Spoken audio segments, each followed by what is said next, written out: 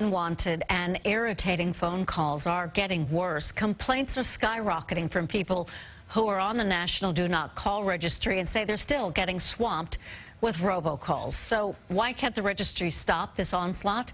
TV 1055's Carolyn Gusoff reports.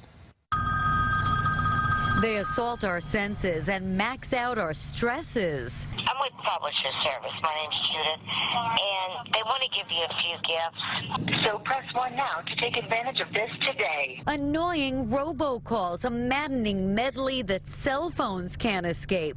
I definitely think it's worse than ever. Every day it's like there's more and more, and there's nothing you can do. Telemarketers ringing up a record number of calls, with the Federal Trade Commission swamped with 5 million complaints this year from folks like Barbara Grosswald, who is on the National Do Not Call registry. And how effective is that? Not at all. Most Americans are on the registry, but that hasn't stopped millions of daily violations. To my phone, too. Well, this number is on the Do Not Call registry, the Federal Do Not Call registry. You shouldn't be calling it, so you're violating federal law by calling this number.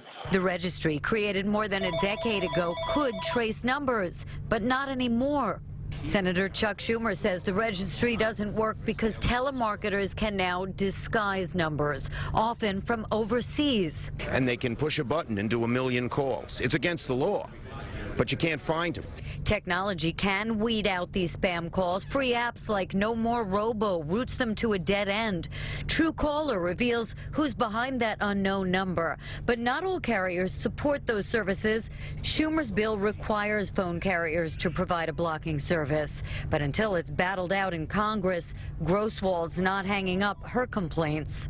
The telephone companies or whatever like to put the calls through. That's how they get paid. Some of the most frequently called numbers in the nation, 917 and 347 right here in New York. They're receiving some 50 million robocalls each month. On Long Island, Carolyn Gusoff, TV 1055. Consumer advocates say the best thing to do is just hang up immediately and do not press any buttons, because that confirms you are a real person, and it could lead to even more annoying robocalls.